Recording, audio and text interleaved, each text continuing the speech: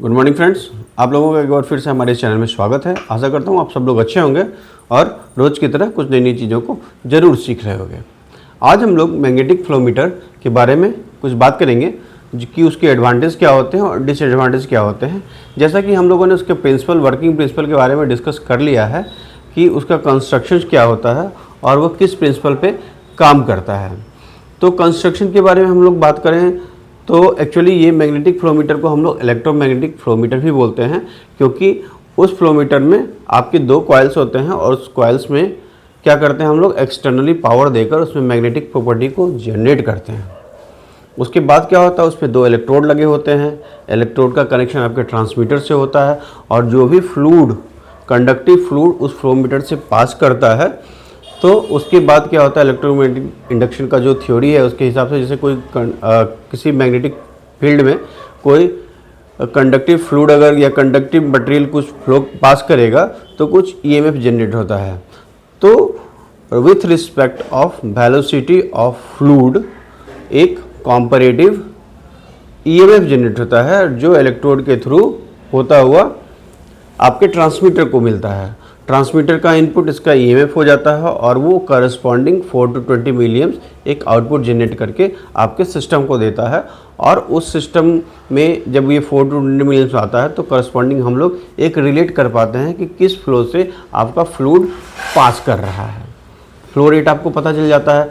तो इसके कंस्ट्रक्शन में आप लोगों ने देखा कि दो आपको कॉइल्स लगे होते हैं, दो आपके इलेक्ट्रोड्स होते हैं और इलेक्ट्रोड्स आपके ट्रांसमीटर से कनेक्टेड होते हैं।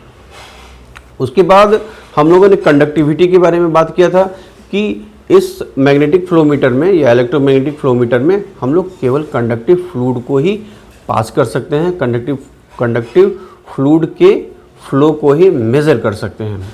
और इसमें एक लिमिट भी है कि इसका जो कंडक्टिविटी होता है 5 माइक्रोसीमेंस पर सेंटीमीटर से ज़्यादा होना चाहिए। उससे अगर कम रहेगा तो किसी भी स्पीड में फ्लूइड फ्लो हो रहा है तो वो उसको मेज़र नहीं कर सकता है। तो ये तो थोड़ी सा ब्रीफ डिस्कशन हो गया। हम लोग आज एडवांटेज के बारे में बात करेंगे और डिसएडवांटेज के बारे में बात करेंगे। एडवांटेज क्या होता है, ये बहुत ही हाई एक्यूरेसी में आउटपुट देता है और जो आपका आउटपुट दे रहा है, जो फ्लो रेट है या जो भी फ्लो आपको ये काउंट करके दे रहा है उसमें एक्यूरेसी के चांसेस बहुत ज़्यादा होते हैं, ये हाई एक्यूरेसी रहता है। इसमें मूविंग पार्ट्स कुछ नहीं है क्योंकि ये पूरा इलेक्ट्रोमैग्नेटिक इंडक्शन के प्रिंसिपल पे काम कर रहा है, उसमें कोई मूविंग कंपोनेंट नहीं होते हैं। Independent from fluid pressure temperature and density variation, आपका जो भी फ्लूइड उसमें इंटर हो रहा है जिसको हम लोगों को जिसके फ्लो को हमें मेज़र करना है इस मैग्नेटिक फ्लोमीटर के थ्रू, तो उसके प्रेशर टेम्परेचर और डेंसिटी में कोई वेरिएशन होता है तो वो उससे इंडिपेंडेंट होता है। और लास्ट में dirty and sludge fluids friendly, आपको स्लज हो गया या कोई डर्टी फ्लूइड अगर पास कर रहा है वो उसको भी सपोर्ट करता है। अभी जब वर्टेक्स फ्लोमीटर वगैरह की बात करेंगे हम लोग तो उसमें क्या होता है कि ये स्लज और डर्टी फ्लूइड को हम लोग उससे पास नहीं कर सकते हैं। अगर इसको करेंगे तो वो एक्चुअली क्या होगा कि उसका जो भी प्रिंसिपल है वर्टेक्स फ्लोमीटर का एक वर्टेक्स प्रिंसिपल आता है तो उस पर वो क्या करेगा, इसको वो प्रॉपर रिस्पॉन्स नहीं कर पाता है। जो भी हमें वहाँ पे फ्लूइड को प्रोसेस करना होगा तो वो आपका नीट एंड क्लीन होना चाहिए। ओके, तो ये एडवांटेज की बात हो गई कि एडवांटेज में एक्यूरेसी ज़्यादा दे रहा है, उसमें हाई मूविंग पार्ट्स नहीं हैं। उसके बाद क्या, independent from pressure temperature and density, और वो स्लज वगैरह को भी सपोर्ट करता है।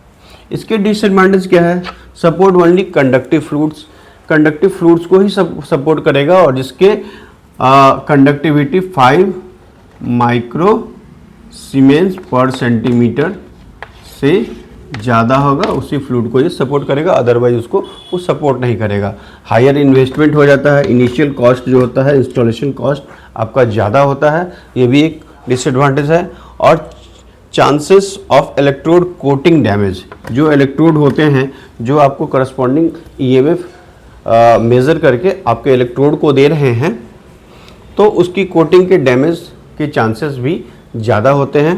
और no installation flexibility, installation flexibility की बात अगर करें तो इसमें इंस्टॉलेशन फ्लेक्सिबिलिटी नहीं होती है। उसके लिए हमें एक स्टैंडर्ड फॉर्मेट को हमें ये करना पड़ता है, फॉलो करना पड़ता है कि उसका इंस्टॉलेशन हम लोग कैसे करते हैं। उसके बारे में भी थोड़ा सा डिस्कस कर लेते हैं, जो हम लोगों ने शायद डिस्कस नहीं किया था कि उसका इंस्टॉलेशन कैसे होता है। जो आपका फ्लो मीटर है उसको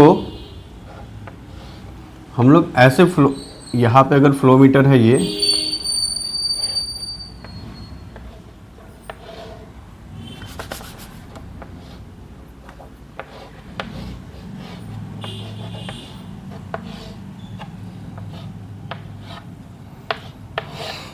तो इस पोजीशन में उसका इंस्टॉलेशन करना पड़ता है, क्योंकि अगर आपका प्रोसेस बंद हो गया, फ्लूइड का फ्लो नहीं हो रहा, तो ये जो सेक्शन है आपका, इस सेक्शन में आपका फ्लूइड हमेशा फिलअप होना चाहिए, अदरवाइज वो एक्यूरेट इनिशियल एक्यूरेसी नहीं दे पाएगा। इसके लिए थोड़ा सा इसके इंस्टॉलेशन में फ्लेक्सिबिलिटी नहीं मिलती है, आपको हमेशा ऐसा ही इंस्टॉलेशन करना पड़ेगा। और ये जो डिस्टेंस होते हैं इसको भी हमें मेंटेन करना पड़ता है, इसके डिस्टेंस को भी मेंटेन करना पड़ता है। और जो हम फ्लूइड की प्रॉपर्टी जो हम लोगों ने पढ़ा है, तो उसमें टर्बुलेंट फ्लो नहीं होना चाहिए। मतलब जो भी एंट्री कर रहे हैं, मतलब जो भी फ्लूइड इसमें इंटर हो रहा है वो टर्बुलेंट नहीं होना चाहिए, उसका रेनॉल्ड्स नंबर लेस होना चाहिए थोड़ा सा, जो कि आपके सिस्टम को सपोर्ट करे। तो ये एक इंस्टॉलेशन फ्लेक्सिबिलिटी इसमें नहीं है। बाद बाकी ये आपको बहुत ही एक्यूरेसी प्रोवाइड करता है। जो इलेक्ट्रोमैग्नेटिक फ्लो मीटर होता है आपको बहुत ही एक्यूरेसी प्रोवाइड करता है। तो आशा करता हूँ ये छोटा सा जानकारी आपको बहुत अच्छा लगा होगा। नेक्स्ट वीडियो में हम लोग वोर्टेक्स फ्लो मीटर और वोर्टेक्स का कॉन्सेप्ट होता क्या है उसके बारे में चर्चा करेंगे, और वोर्टेक्स फ्लो मीटर का वर्किंग प्रिंसिपल क्या होता है और उसमें क्या क्या चैलेंजेस होते हैं इसके बारे में भी हम लोग डिस्कस करेंगे। आशा करता हूँ ये वीडियो आपको अच्छा लगा होगा, तो हमारे साथ जुड़े रहिएगा। धन्यवाद।